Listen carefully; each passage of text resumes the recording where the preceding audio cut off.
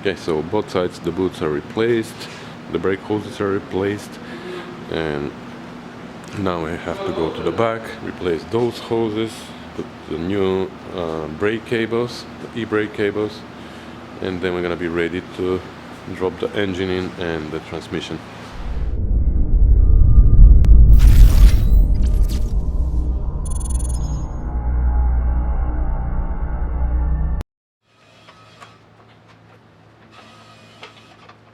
So I'm not gonna go into too many details here again, because changing brake hoses is pretty straightforward job. It is nice and easy. Take one out, put another one in, install the fittings, that's it. We're gonna bleed them later. Installing the e-brake cables, same thing, very simple thing. The only thing is that the new cables came without the brackets, so I had to remove the brackets from the old ones, de-rust them, paint them, and install them. So it wasn't that hard. Or maybe it was. How do you remove this nut when it's rusted? That's how.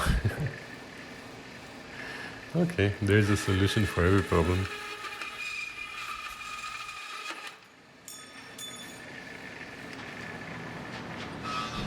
Well, once I cut the rod, everything else was easy.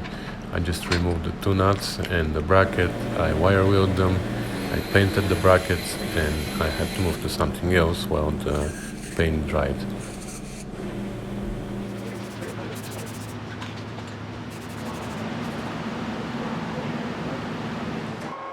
Next I was gonna install the transmission support bracket, but I actually prefer to have the engine and the transmission installed and then figure out exactly how the bracket goes, because I wasn't really sure. So I went ahead and installed the engine.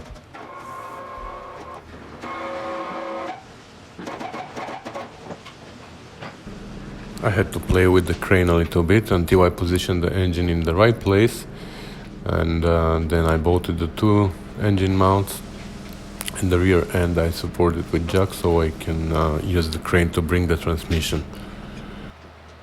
Like I mentioned before, this is not the original transmission from this car. John got overdrive transmission with A-type overdrive, and we're gonna install this one, but it turns out that it doesn't have the clutch release mechanism, so we had to remove the one from his old transmission, but unfortunately the pin was broken. This is something that I'm not familiar with, that this is actually a common problem, and it turns out that this here, the pin was broken, and I had to deal with that. We have few other transmissions in the shop just laying around, and I decided to pull the pin from one of them, but all of them had the same problem. All the pins were broken. So we had no other choice, but we had to source another one from somewhere, and with a simple phone call, John managed to find one. So he went to pick it up, and while he was away, I decided to deal with the transmission mount. For this reason, I mounted temporarily the transmission, just without the clutch mechanism, just so I can mount the mount and make sure everything fits well.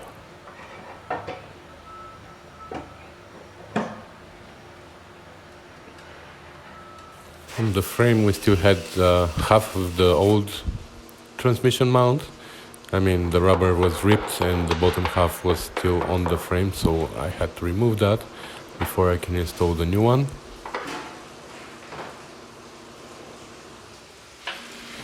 And all these years that we had the car with us, and I knew that I was gonna have to install an overdrive transmission, I was thinking that I was gonna have to make huge modifications here. I've never done that before, but it turns out that everything lines up as the original transmission, even the exhaust hanger and everything just lines up, and there's absolutely no problem. So the test fit was good.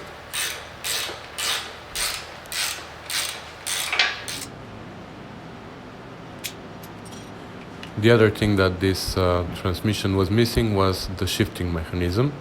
So I had to transfer that from the old transmission too. I used a good amount of grease on the bow. I made sure that the little bow is underneath in place with the spring, the one that helps you select left to right position. And I installed the big spring and the shells.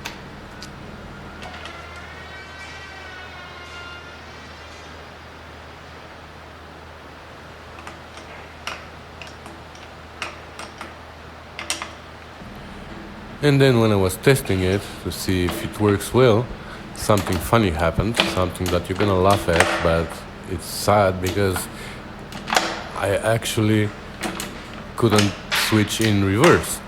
And I kept trying and I couldn't figure out why I can't go in reverse.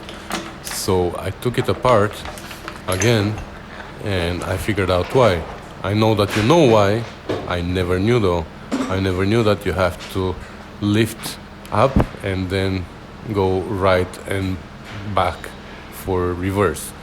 That actually it's not needed on the 73 TR6 that I finished. And now when I think about it, that's the only TR6 that I've ever driven. So I never knew that you actually have to lift up and go to reverse then. So I figured it out the hard way. Meanwhile, the brackets for the e-brake cables were dry, so I assembled those with the cables and then installed the cables on the car. At the end of the day, John brought the pin that he went to pick up, and on the next morning I was ready to start assembling the clutch mechanism and finally install the transmission permanently.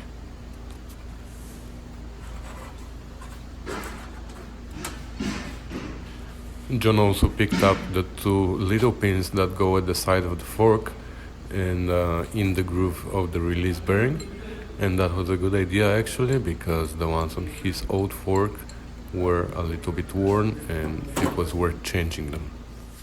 But before I installed the new ones, I had to remove the old pins from the fork and from actually the broken piece from inside the shaft.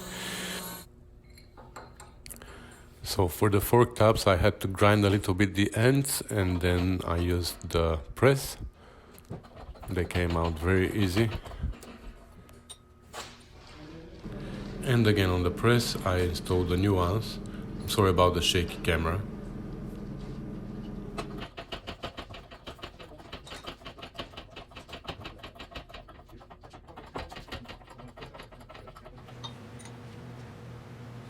I tried to push out the broken tab from the shaft with a screwdriver, but it was stuck there pretty well, so I had to use the press as well.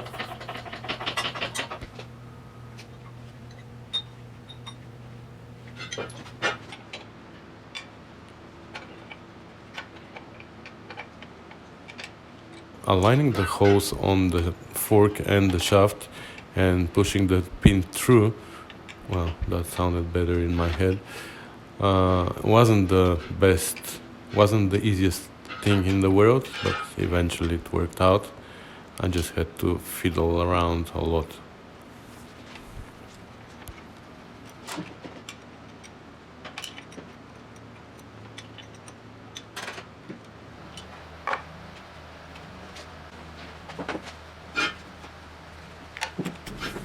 To prevent the pin from loosening and eventually falling out, I used a piece of wire to secure it in place, and that's according to the instructions in the Haynes manual and everywhere else I've seen.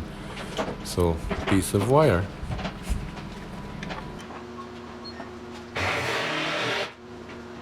The release bearing got packed with grease and installed in place as well.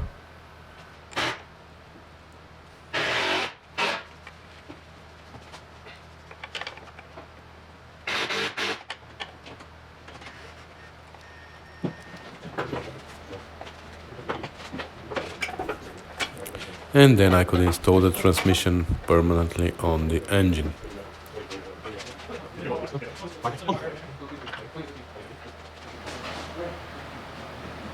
I also installed the starter motor, and since I still had an easy access to the overdrive, I decided to install the solenoid.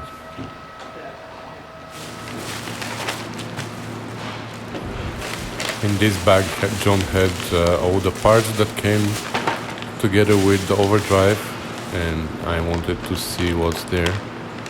That's for the steering column, because he has a switch to turn on and off the overdrive, even the relay, the wiring harness, another wiring harness, and I'm assuming in this little green box is the solenoid. Yes, the solenoid with its little shaft. And of course a little gasket for the solenoid, the lever and the mounting screws.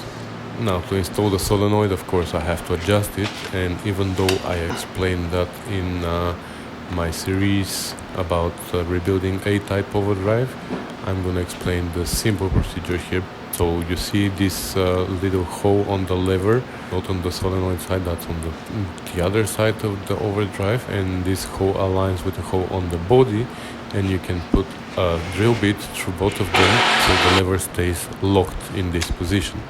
Then on the same shaft, but on the other side, on the solenoid side, there's a little spacer that goes in first before the lever. That spacer is very important, don't forget it. So then install the lever, but don't tighten it yet, just leave it loose.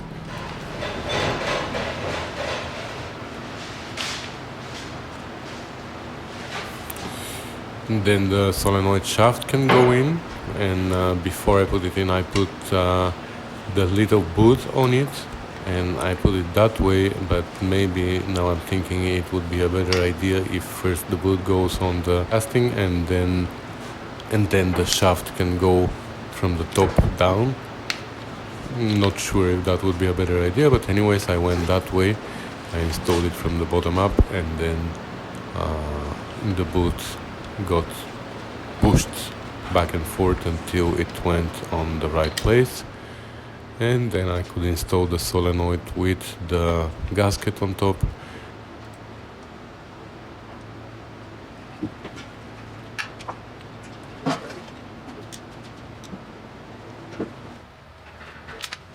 And then I made sure that the lever can move up and down with the shaft freely, and there's no restriction anywhere.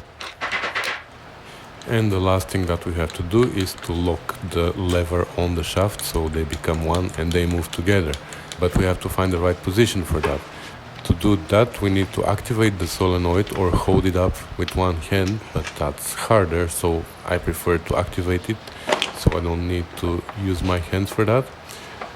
To activate it, I connect the battery, the ground goes to the body, and then the power goes to the one wire that is sticking out of the solenoid, and that's going to activate it, and the stem is going to go all the way up and it's going to stay there.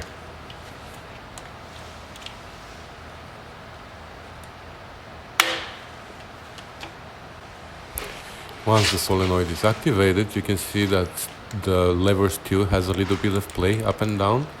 That's the backlash, and we have to make sure that the lever is pushed down as low as possible on the stem without pulling the solenoid down, of course, and then we can tighten the nut. So this time we have the drill bit on the other side, so we know that the shaft is in the right position, the lever is now in the right position, and once they are tied together, everything should be adjusted. Then we can remove the drill bit from the other side and test it and see how it works. Now it doesn't come back down all the way on its own, but when the car is running, when the engine is running and there is a pressure in the transmission, then everything is going to be fine. Next, the drive shaft could go in, and I made sure that it is packed with grease so all the parts slide in and out without any problem. The U-joints I double checked they were in a perfect shape, so I just left them alone, and then I could install it.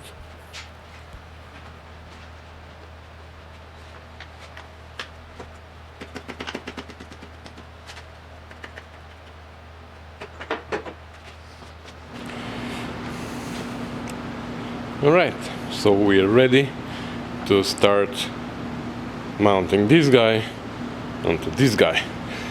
And yeah, I think we've done all the preparations for that. I hope I'm not forgetting anything. I don't think so. But anyway, so we're gonna start by chasing all the threads for the mounting bolts, for the fasteners, because we want to make sure that everything is nice and clean. There are no snap bolts in the frame or anything, so let's do that.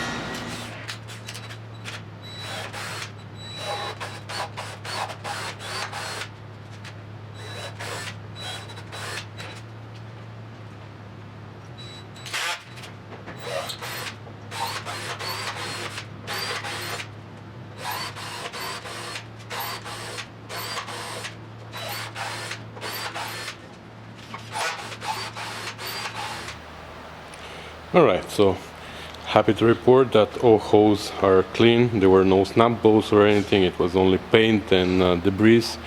So everything is cleaned. Here we have these ones. Everything looks great.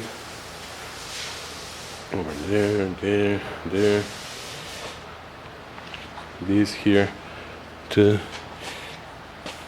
So let's see what we have in the body mounting kit and start preparing the body for landing.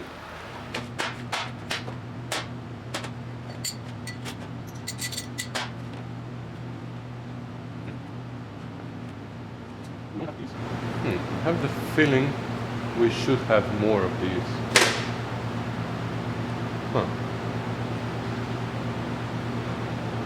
Let me look around. Oh, I found them. Stop looking. It's okay.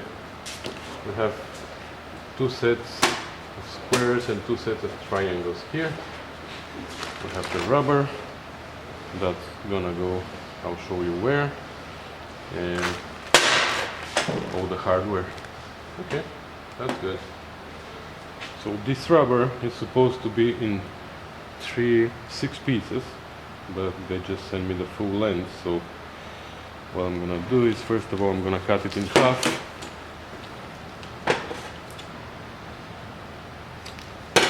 So now we have a left and a right. I don't know which one is the left, which one is the right. Wow. And this is where they're going.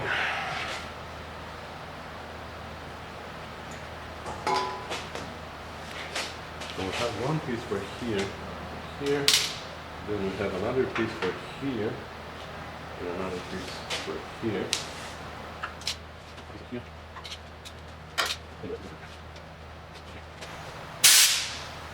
I'm actually going to use spray glue.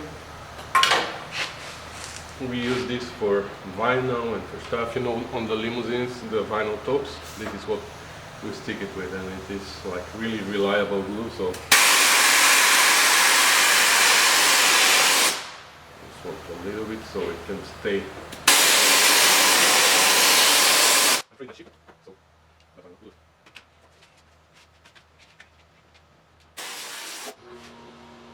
I did this for both sides, of course, and that was the last thing that we had to do before we can drop the body on the frame. But we're gonna do this in our next video, guys. So thanks for watching, thanks for commenting and subscribing, and I'll see you next time. Bye.